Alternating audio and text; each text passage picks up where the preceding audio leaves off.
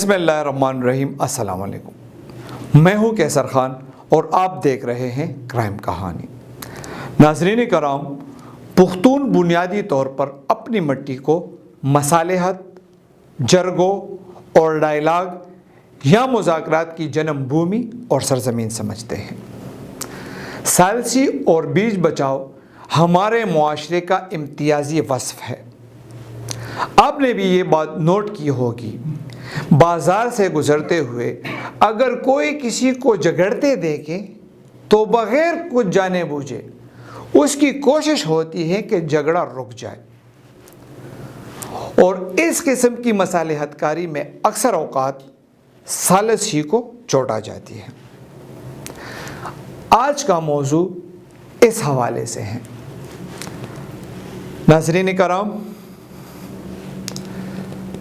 پشتو میں اس بات کو اس طرح کہا جاتا ہے کہ دا جرگو اور مرکو وطن، لیکن پشاور پولیس کے ورسک ڈویژن کی جانب سے جاری کردہ ایک اعلامیے میں ڈویژن کی سطح پر تمام تھانوں کو جرگوں اور مصالحت کے کام سے روک دیا گیا ہے۔ ایس پی ورسک ارشد خان کی جانب سے جاری کیے گئے حکم میں کہا گیا ہے کہ تھانوں کا عملہ نہ تو آئندہ سے کسی بھی سول معاملہ میں درخواست دینے کی صورت میں بھی کوئی مداخلت نہیں کرے گا، خصوصاً لین دین، پراپرٹی اور اراضی کا کوئی بھی تنازع ہو تو کسی بھی صورت اس میں ثالثی یا مصالحت کا کوئی کردار ادا نہیں کیا جائے گا، اور اگر ضروری ہو تو اس سلسلے میں زیر دستخطی یعنی ایس پی صاحب مذکور سے باقاعدہ اجازت لے کر ہی کوئی کارروائی کی جا سکے گی۔ اعلامیے میں یہ دھمکی بھی دی گئی ہے کہ اگر اس حوالے سے حکم عدولی ہوئی تو اسے ناقابل معافی جرم سمجھا جائے گا۔ اس اعلامیے کے بعض پہلو قانونی ہیں، یعنی یہ کہ تحریری درخواست دینے پر پولیس کارروائی کرنے یا نہ کرنے کی پابندی کے حوالے سے اس حکم کو دیکھے گی یا متعلقہ قانونی دفعات کو اہمیت دے گی۔ دوسرا یہ کہ زیر دستخطی کی منظوری سے ایک کام کی حیثیت غیر قانونی سے قانونی کیسے بن سکتی ہے، یا یہ بات بھی قابل غور ہے کہ پختونخوا پولیس رولز 1975 کے تحت پولیس میں ڈسپلن کی خلاف ورزی کس حد تک قابل معافی ہے یا کس حد تک ناقابل معافی ہے۔ اگر اس ضمن میں ورسک ڈویژن کے لیے کوئی الگ ضوابط تشکیل دیے گئے ہوں تو پھر تو ایس پی صاحب کی بات ٹھیک ہے، لیکن اگر اصل بات یہ ہے کہ اس حوالے سے قانونی تشریح عدالت یا وکلا کا کام ہے۔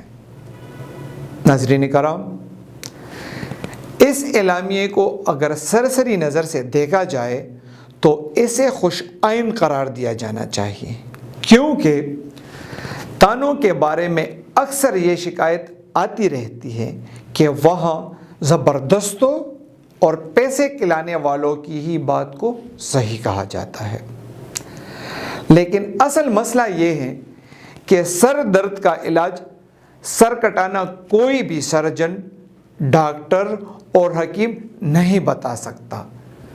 چند تھانوں کی شکایات کو سامنے رکھ کر پورے ڈویژن کے تھانوں کو اس امر کا پابند کرنا کہ کوئی بھی مصالحت اور ثالثی نہیں کروائی جائے گی کچھ ایسا ہی طریقہ علاج ہے جس کی کسی طرح حمایت نہیں کی جا سکتی۔ یہ بات ہم سب کے علم میں ہے کہ ہمارے ہاں زیادہ تر جھگڑے اور فساد کی جڑ لین دین کے معاملات اور اراضی کے تنازع ہی ہوتے ہیں۔ اگر ایک فریق اس حوالے سے درخواست دے کر اسے حل کروانا چاہے تو دوسرے فریق کو بات سننی ہی پڑتی ہے۔ ڈی آر سی کا ذکر بھی اعلامیہ میں ہے لیکن بطور ایک پولیس افسر ان کے علم میں ہے کہ ڈی آر سی کی مجموعی کارکردگی کیا رہی ہے۔ ایک حقیقت یہ بھی ہے کہ تانوں کی مصالحت کی خبریں بعض اوقات اخبارات میں بھی شائع ہوتی ہیں اور ان میں فریقین پولیس کے ہمراہ تصویر کھنچوا کر باقاعدہ اپنی مرضی اور خوشنودی کا اظہار کرتے ہیں۔ اسی طرح اگر کسی بھی صورت انصاف کے تقاضوں کے برعکس کوئی فیصلہ ہوتا ہے تو سی سی پی او اور یا دیگر اعلیٰ پولیس حکام کے پاس فوری طور پر متاثرہ فریق پہنچ جاتا ہے۔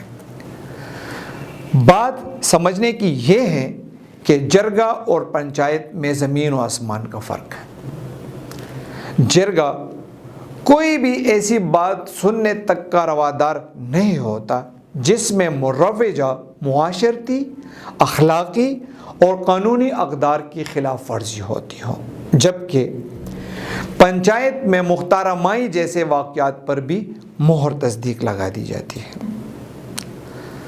تانوں میں اگر ان مصالحت کے فیصلے نہیں ہوں گے تو پھر قانون کو ہاتھ میں لینے والوں کی تعداد پولیس گنتی ہی رہ جائے گی۔ اسی طرح جب پولیس کے صوبائی اور دارالحکومتی سربراہوں کی جانب سے کلی کچہریوں کے احکامات جاری ہوتے ہیں تو وہ ان جرگوں سے صرف لیول ہی میں مختلف ہوتے ہیں، باقی تو ان کا کام بھی تقریباً جرگوں جیسا ہوتا ہے۔ پھر ایس پی صاحب کو یہ بھی دیکھنا چاہیے کہ اس ناقابل معافی جرم سے تانوں کے لیے بچنا قابل عمل کتنا ہے۔ کیا ایس ایچ او اور ان کے ماتحت عملے کے پاس جرائم روکنے کی خاطر کوئی اتھارٹی نہیں ہونی چاہیے، یا ان کا کام صرف جرائم کے ارتکاب کے بعد ملزموں کی گرفتاری ہے؟ زیر دستخطی کی منظوری والی بات بھی اسی طرح آسانی سے قابل فہم نہیں۔ ہماری رائے میں پولیس کی جانب سے اس قسم کے حکم نامے ایک مرکزی نظام کے تحت جاری ہونے چاہیے، ورنہ ایسے اعلامیے بدامنی کے فروغ کے دیباچے ثابت ہوں گے۔ زیادہ بہتر تو یہ ہوتا کہ ایک حکم نامہ ایسا جاری کیا جاتا کہ تانے میں ایف آئی آر درج نہ کرنے کی اگر کوئی شکایت آئی تو اسے ناقابل معافی جرم سمجھا جائے گا۔ اپنا خیال رکھیے اور دیکھتے رہیے کرائم کہانی۔